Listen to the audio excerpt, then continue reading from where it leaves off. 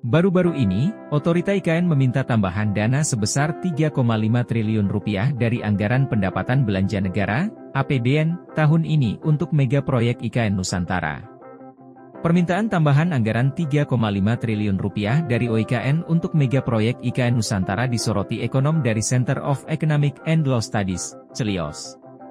Nailul Huda, Direktur Ekonomi Digital Celios mengatakan investasi di IKN Nusantara tidak menguntungkan bagi investor sehingga akan menjadi beban APBN.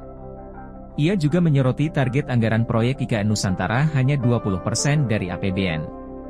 Dengan kesulitan investor tersebut, ia menilai untuk menyelesaikan target proyek IKN tahap pertama pada tahun ini lagi-lagi menyedot dana dari APBN. Saya sudah sampaikan beberapa kali bahwa investasi di IKN itu gak profitable bagi investor. Patokannya gampang, belum ada investor asing murni yang mau berinvestasi di IKN, katanya seperti dikutip tribunkaltim.co dari Kontan.co.id.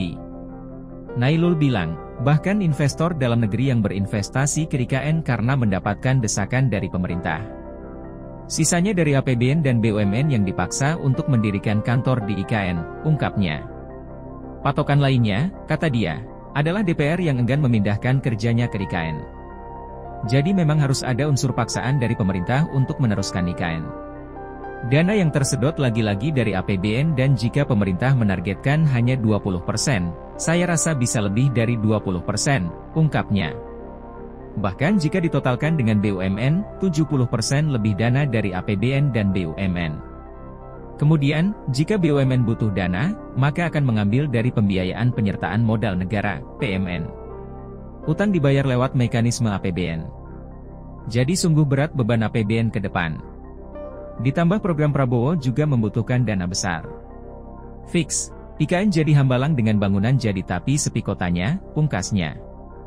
Sebelumnya, Otorita Ibu Kota Negara, IKN, Nusantara merencanakan pengajuan usulan tambahan anggaran untuk tahun anggaran 2024. Download Tribun X sekarang, menghadirkan lokal menjadi Indonesia.